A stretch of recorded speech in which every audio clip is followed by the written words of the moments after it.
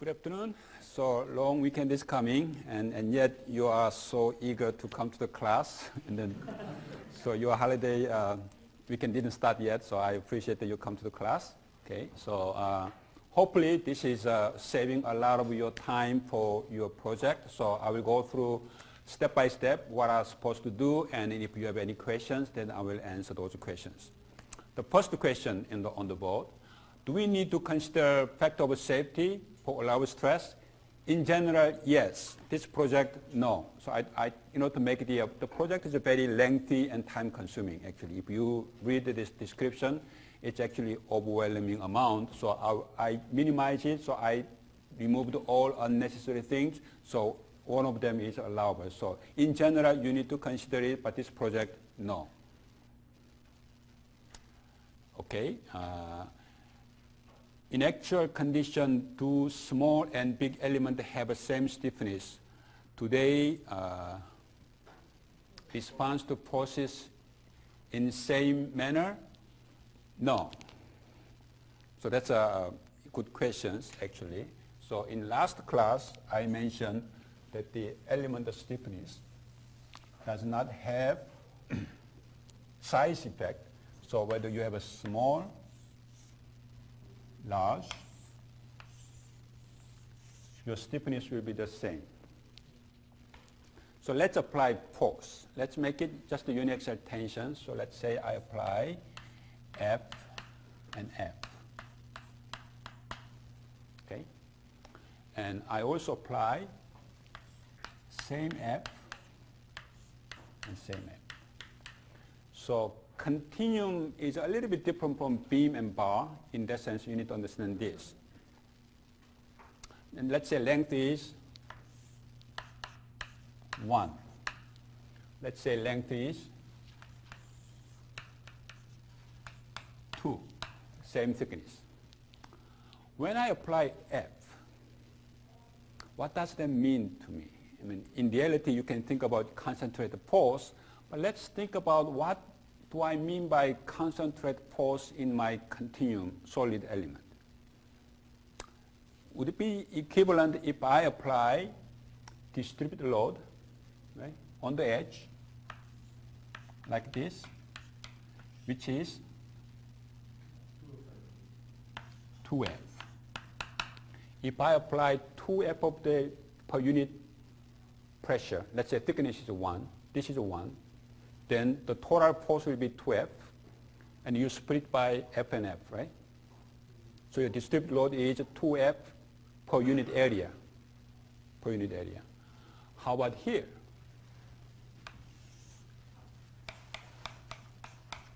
How much distributed load did you apply? Let's say thickness is 1, same.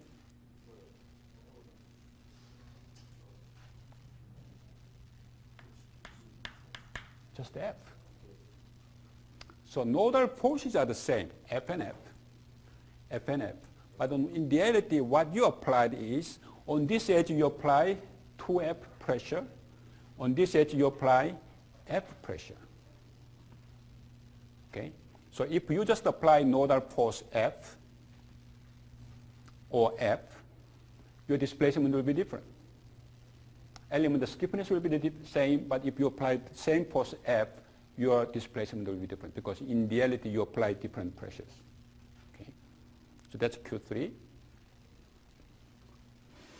Project question. In the direction it said Fx 4,000, Fy 8,000, but in the figure complex number 2789, 50. So thank you, and I revise it. So just before coming to the class, I upload a different document, so it's updated. I changed the number so that you don't use the previous report. In industry, how can you tell that have enough elements to reach an accurate result without knowing the real results? So the key question is, without knowing the real results. So this is a $10 million question. This is a $10 million question.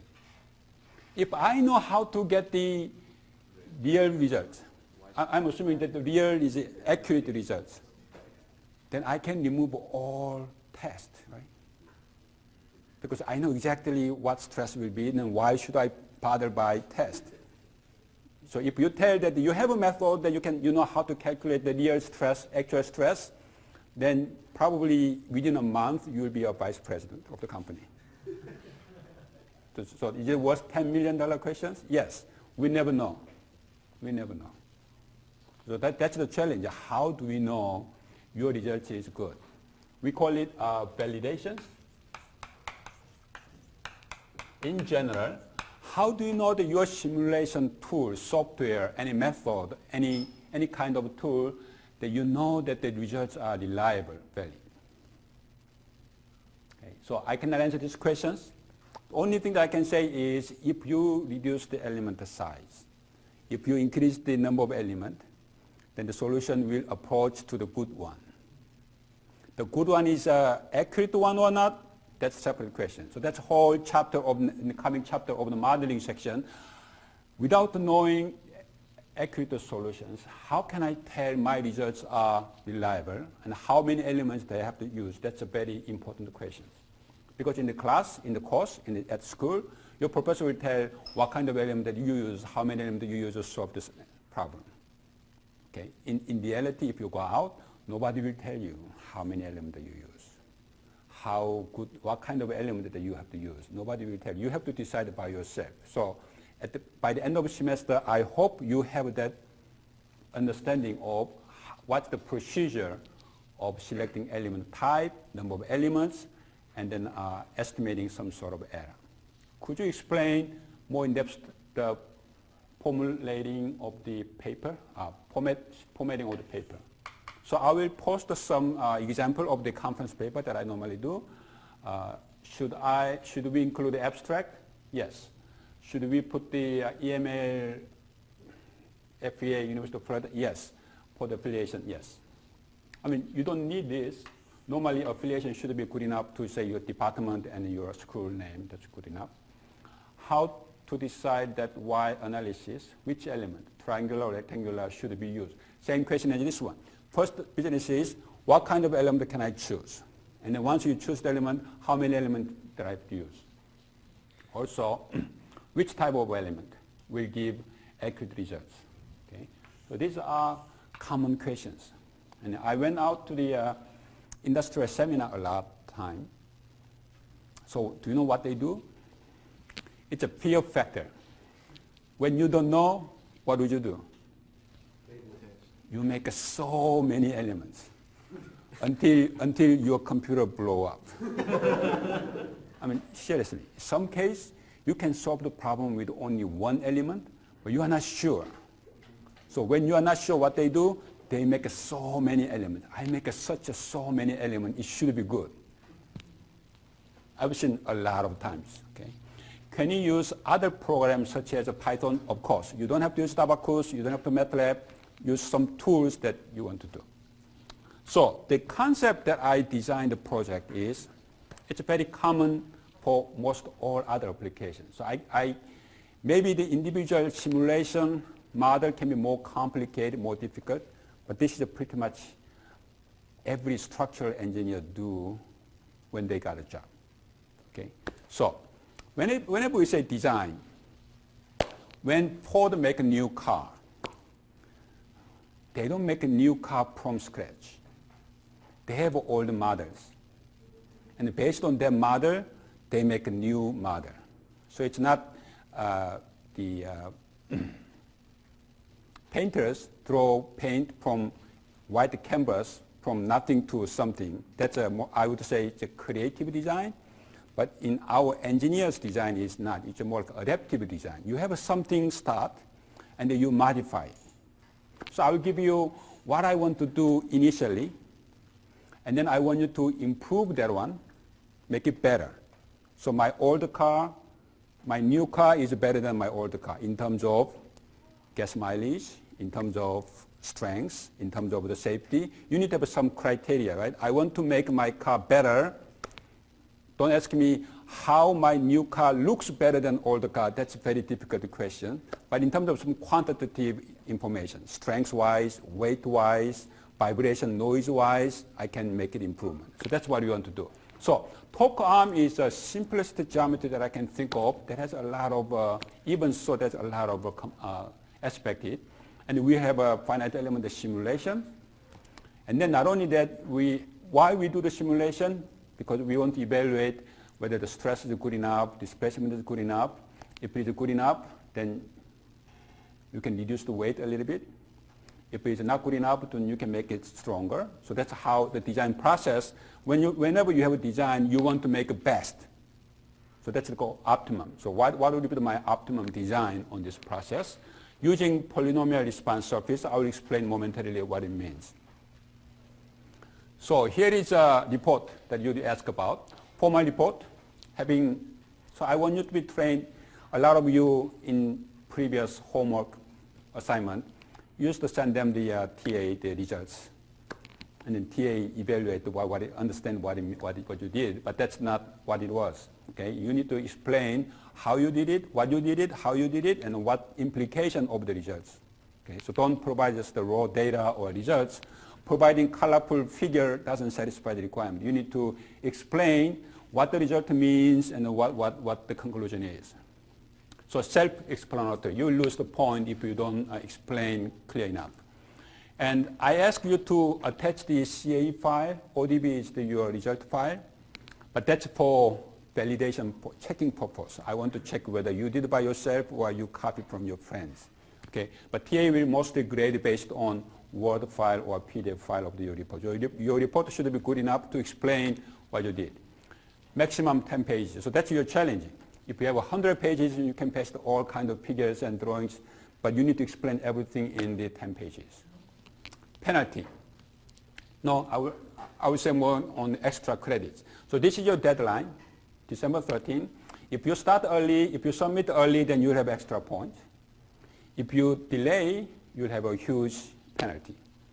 The cutoff time is the noon every day. So December 13, noon is cutoff time. If you submit the 12:05, you will lose 10 points. Okay, so that's how it works. So make sure that you play safely with some margin of the safety.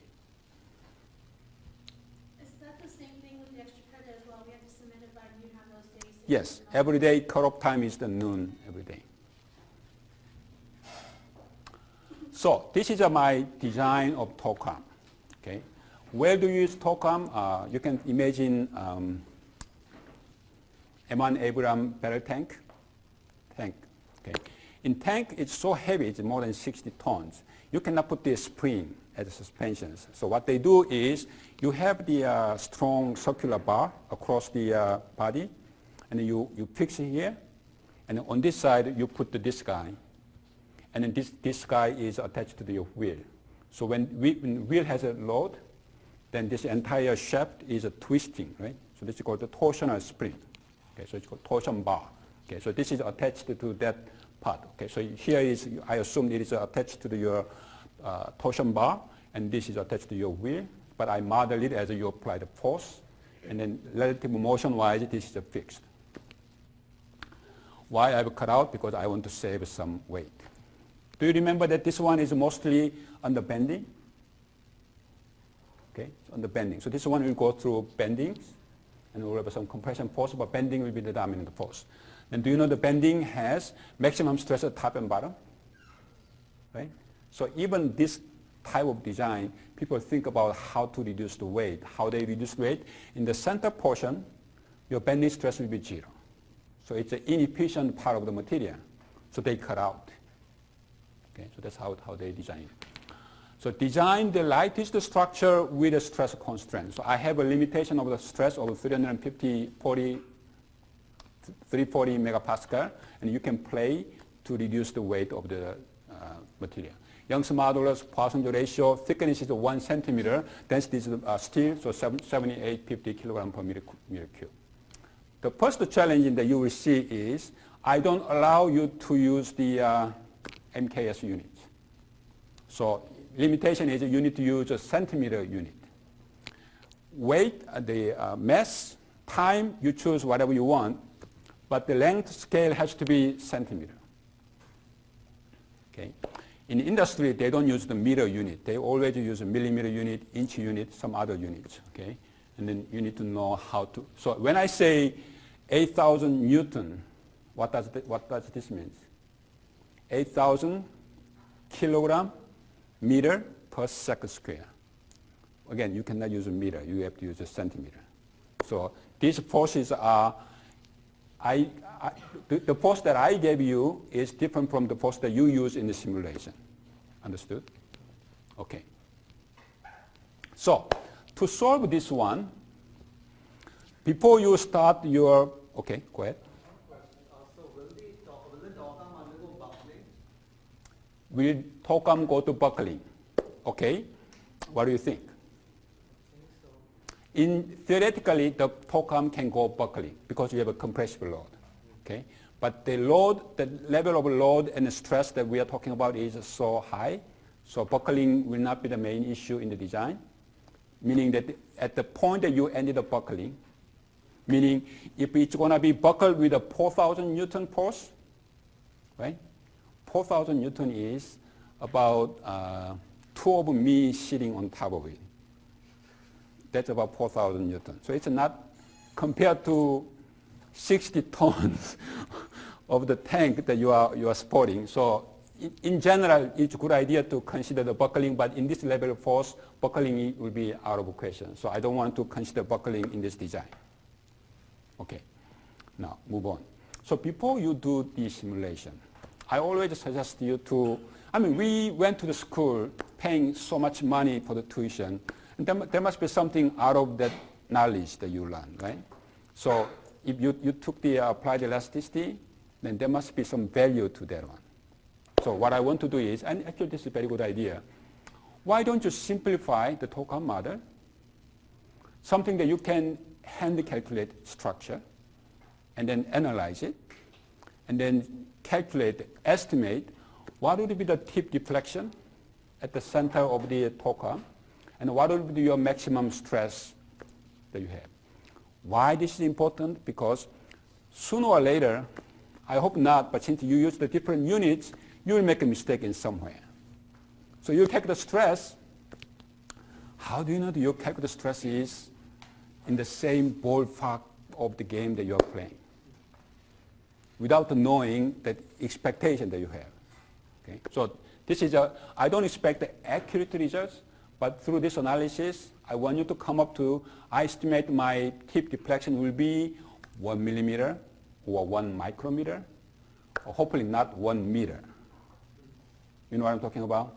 And the stress will be, okay, the current structure is stress is 200 megapascal, 300, but not 20 gigapascal of stress. And if it happens, then where it might happen. So these are some indicator of your own way of your simulation model is in the same range of that you are looking for.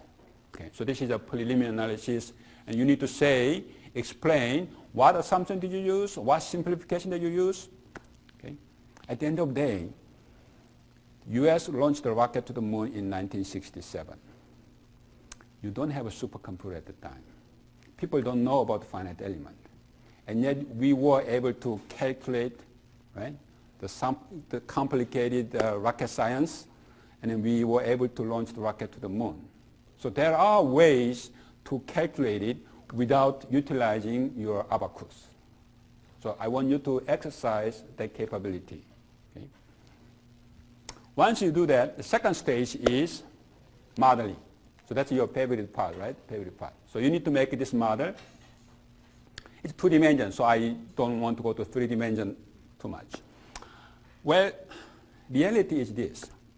If my goal is pure analysis, then I will make this geometry, right? And then go to the mesh and run the simulation, calculate stress, and done. But if you bring that result to your boss, then what he will say? He or she will say, okay, what if I change here a little bit?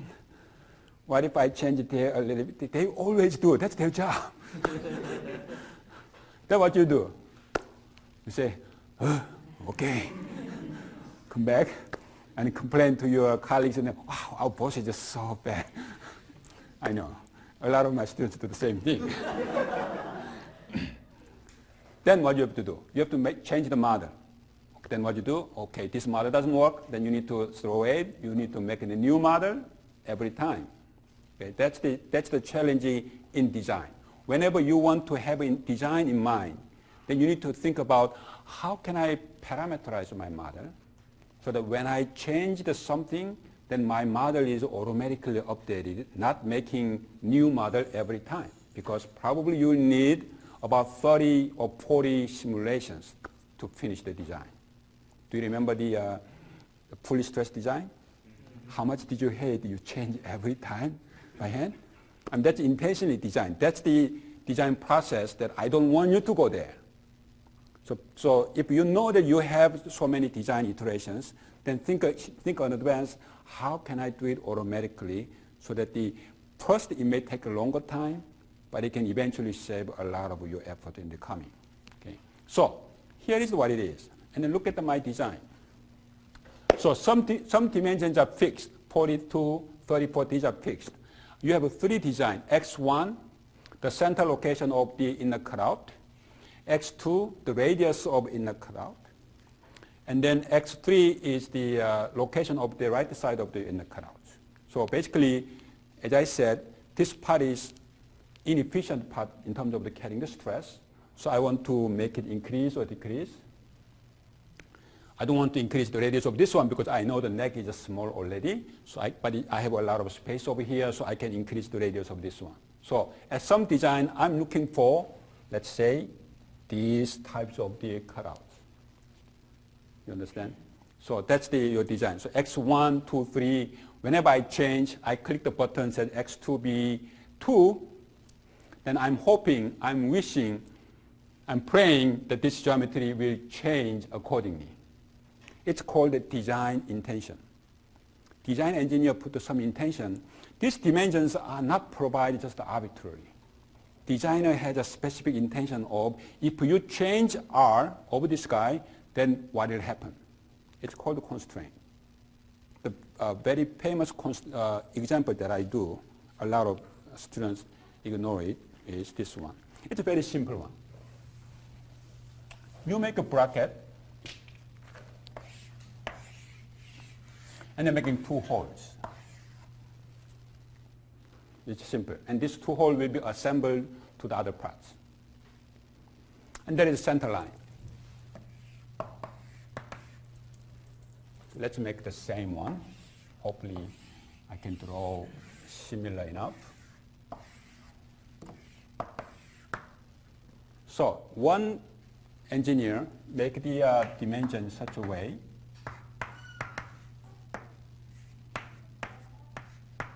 this is a 1 inch and this is a 1 inch. Okay, makes sense, right? 1 inch and 1 inch. The other engineer make design in such a way. This is 1 inch and this is 2 inch. It's same thing. What's the difference?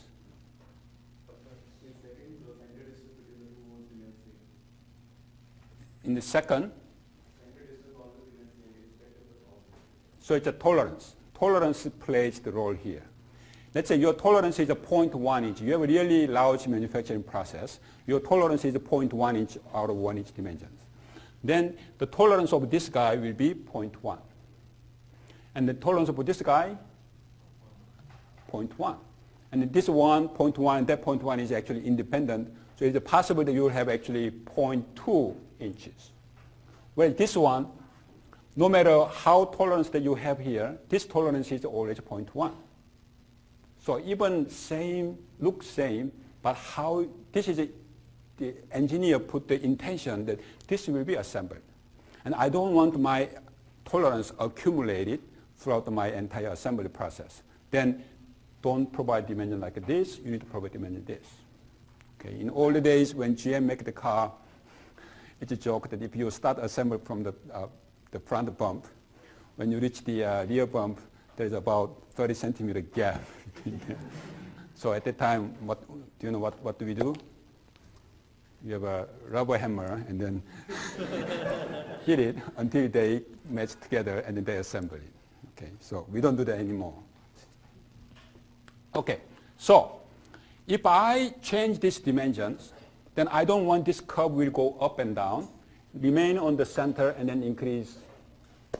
And if I change these dimensions, then I don't want to move this circle, right? I want to move this one, follow it. Well, that is the center of your circle.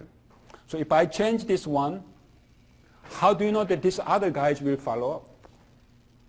So when you make a geometry, you don't just make the geometry, you make them a relationship. Okay? So for example, if right now this is a 90 degree.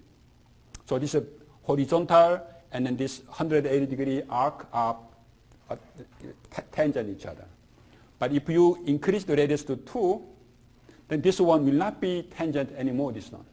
It will be inclined. So how can you make sure that even if I change this radius to 2, the line of this one is change the angle such that it continue the tangency, it can be remained.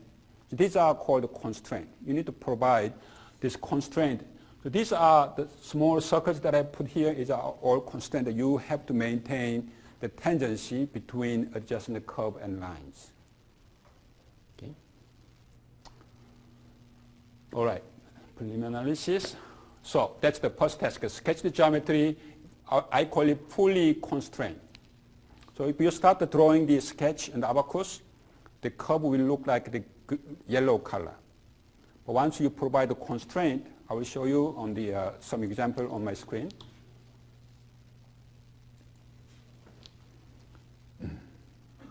So this is the abacus on my office, and it's not coming.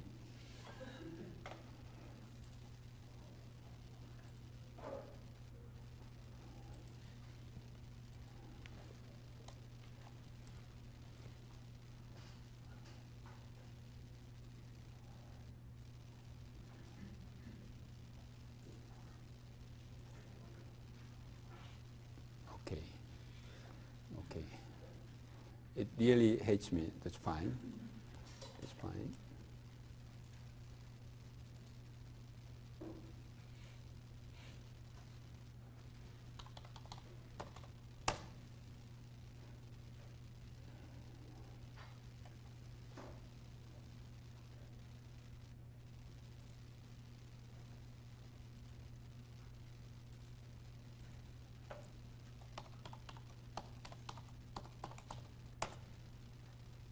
Okay, thank you. All right. So this is geometric modeling. I want to show you. So out of the sketch window, here it says edit dimension values. Right? So if I choose the R2, which is the radius is 2, if I change the radius 1, then that's the new geometry will look like. So the white one is old geometry, and then green one is a new geometry, and then you will see some notation, small symbol on the interface. That's the tangency that remains. And when you change the other dimensions, 12 to 8, let's say, then it will move in different geometry. So these are constraints. Where do you apply the constraint? If you look at the button over here, auto constraint, and over here, add constraint. So this is coincident, means that two endpoints are in the same locations. Concentric, two arcs or circles are at the same center. Equal length, horizontal. So if you want to keep this one as a horizontal, then it will always maintain horizontal. Or parallel, perpendicular, symmetry, tangent. So tangent is what I ask you to put it in. Okay. So some of them, let's say, most of them are solid line, but do you see this dashed line?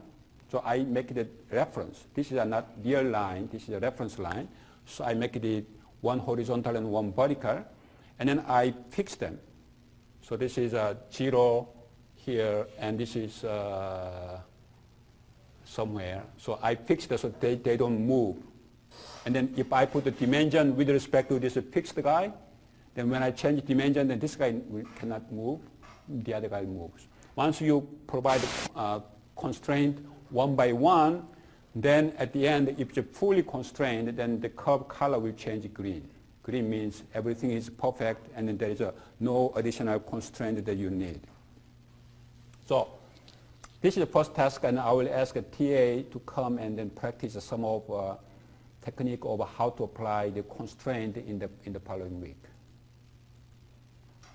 Okay.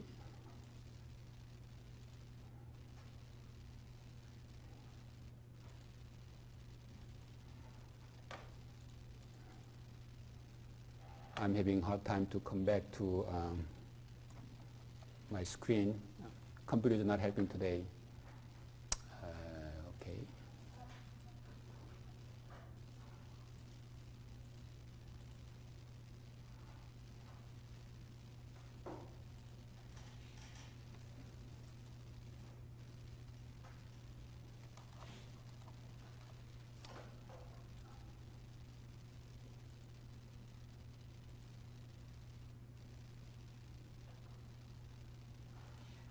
Okay, we come back. So any questions so far? So once we make a model, for here, I want to check whether you create a model correctly or not. So you plot in initial design and then test the design. I will give you different values of design x1, 2, 3. You update the model and then you plot it so that I can check whether your model is correctly updated. And then $10 million question. So you're starting from initial design, x1, x2, x3 is given, okay? And then let's assume that you choose the element. I want you to try triangular element and the rectangular element, linear and quadratic. You can play with the different element types, that's fine. Now the size, so let's assume you choose the one particular element type, then you play the size. So this is a mesh size, element size. You never know what's the accurate solution. But we know that as a solution, you increase the number of elements that you converge to the accurate value. So what you can do is you choose the one particular element size. You solve the problem, then it will give you one value. Again, you don't know the dashed line. You know this value. And you run it again with the smaller element size, which is more mesh here. And then you measure the difference between them. If the difference is significant, it means you are not accurate.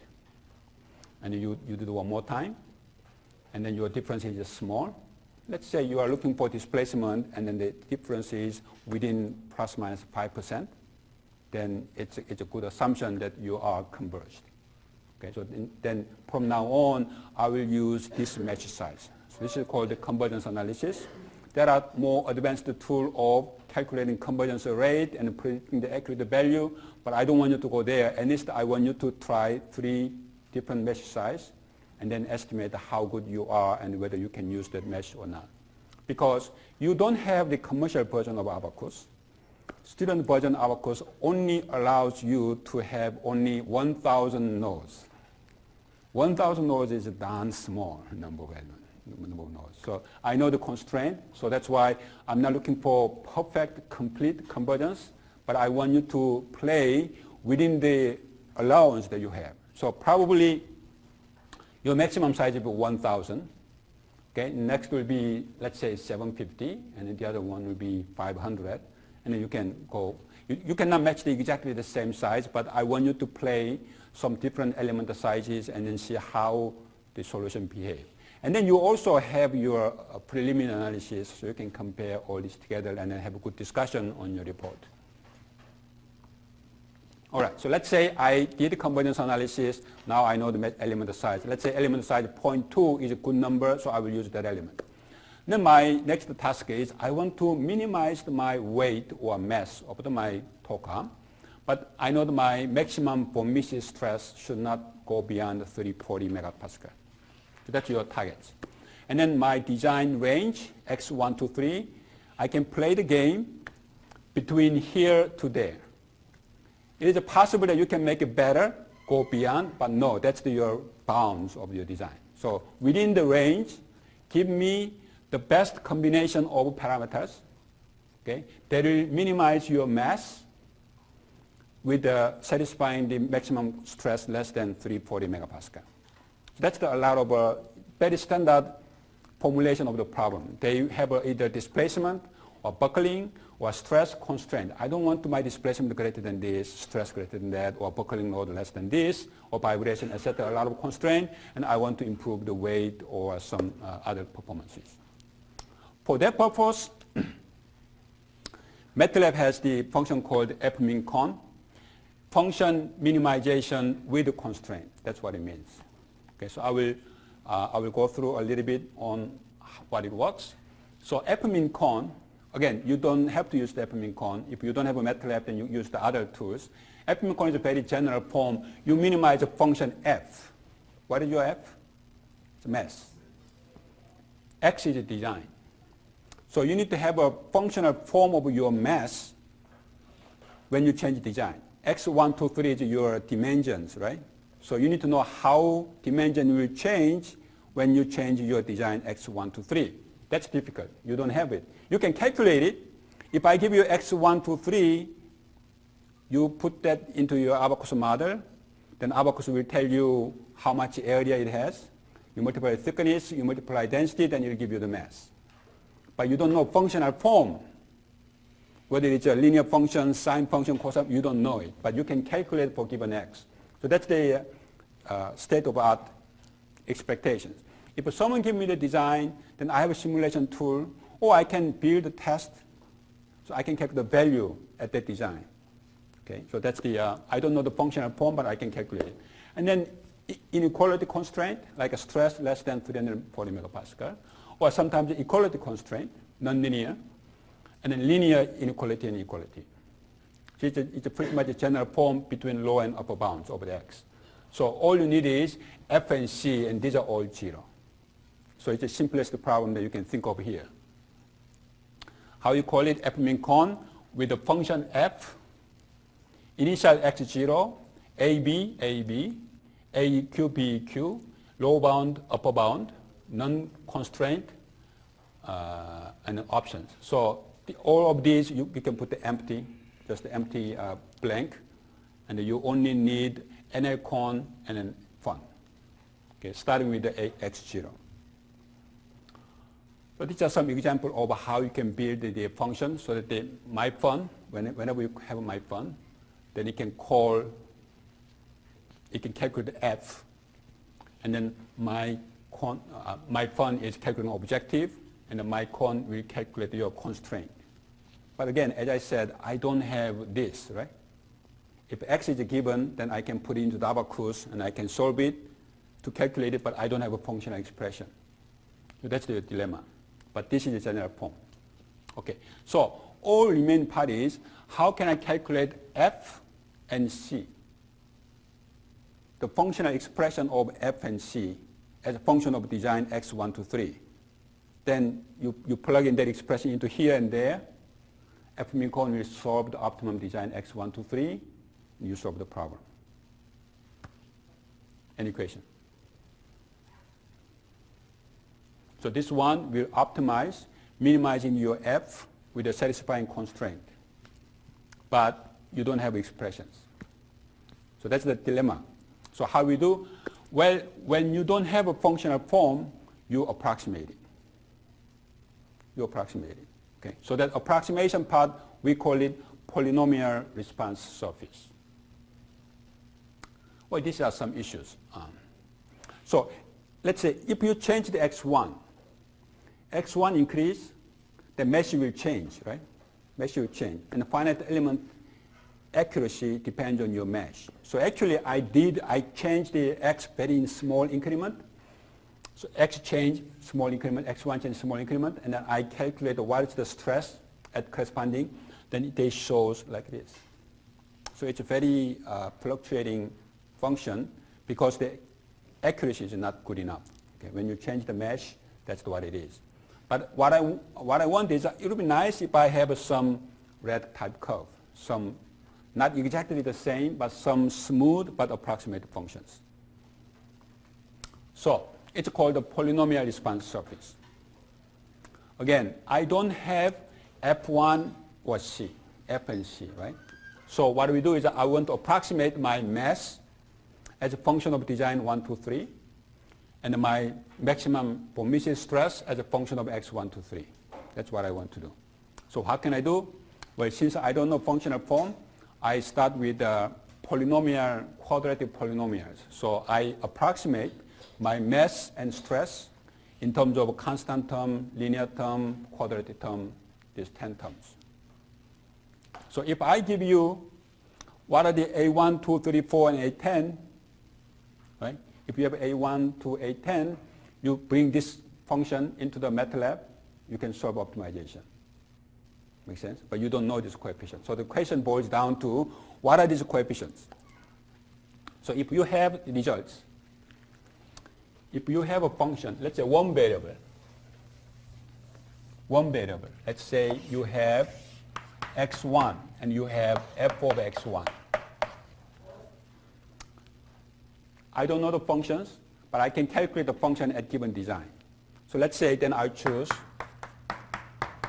4 points on x1 and then run the simulation at different designs, and it gives me like this 4 point. You got the 4 data point. And then I approximate this one by linear functions. Then do you agree that it will be something like this? It may not pass the point exactly, but this is the best approximation to minimizing the error. Have you heard about least squares? So this is basically least squares. What we do is three-dimensional quadratic least square method. You have 3 variables. Function is not linear, but it's a quadratic function. So that's what it is. So this constant term, x1, x2, x3, x1 square, x2 square, and x3 square, these are called the bases, and then these are coefficients. So just the 2 variable. 3 variable, I want to show 3 variable, but then the graph has to be 4 dimensions, so I will only show you 2 variables. Let's say x1 and x2. Fy will be your stress or mass. What you do is you generate some location of x1 and x2. Let's say 17 points. You have 17 points on the x1 and 2 combinations. Then each of them, you run the simulation, Abaqus simulations. Then it will give you what stress at each point. Nice animation, right? Now you have a stress value at each point. Then now, using that point, using the least square, you fit a nice and smooth function. And using that function into the MATLAB, you solve it. That process is actually equivalent to calculating these coefficients. Once you figured out these coefficients, then this function is nice and smooth function surface that you just look at in the next slide. So how we do? How do you find the coefficient? It's called the least square process. Ci is constant linear quadratic term basis. A is unknown coefficient. So A1, C1, A2, C2. This equation is the same as this. A1, C1, right? A2, C2, A3, C3. So these are sum of that is the same as what that is. So this is what it is. So this is my approximation. And yi is for given xi, you run the simulation, that's Abaqus result yi. So this is my prediction, approximation at xj. This is Abaqus calculation. The difference between them is error. So what you do, I want to minimize the error. That's what it is. So I want to find A, then minimizing the error, that's what it is. Okay? So if I have 27 points of x, you run the simulation 27 of them, then you have 27 of y. Each of them you will have a CA. Each of them has a CA. Something's wrong. This is x2. This is x and y. Okay, so they have to be changed. So I call this vector as y, and this matrix is x, and this coefficient is a. So y minus xa is your error, this one. Okay? And what you can do, I want to find A, then minimizing the E. So read the document. The error could be positive and negative. So I have error square. Error square is always positive. And then when it's minimum, the derivative of this one, it's more like a strain energy. Equilibrium is when the gradient becomes 0. So you put the conditions, then it ended up A equal to X transpose X matrix inversion, X transpose Y. X is already given, right? So if you calculate, then you have A. Once you have A, you multiply with the C, that's your approximation. You need to do this for both mass and stress. And then you plug into the F-mean con, will optimize it for you. How we choose this sampling point, this is not important. So X1, X2, X3, 3 designs. Each design direction, I want you to sample 3, lower bound, upper bound, in the middle. So 3 by 3 by 3, 27 points. So you'll have 27 points, okay? And then your function will be quadratic polynomial with 10 coefficients. So you need to identify 10 coefficients out of these 27 points. So think about it, try to digest it during the weekend, and then bring the question again on Tuesday. Okay? So variables are x1, x2 and x3, right? So in x2, there are 2 circles. So can we change the radius? X2 is only one circle. So the other side doesn't change, only one side of radius changes. So we cannot change the radius of the other circle, right? No.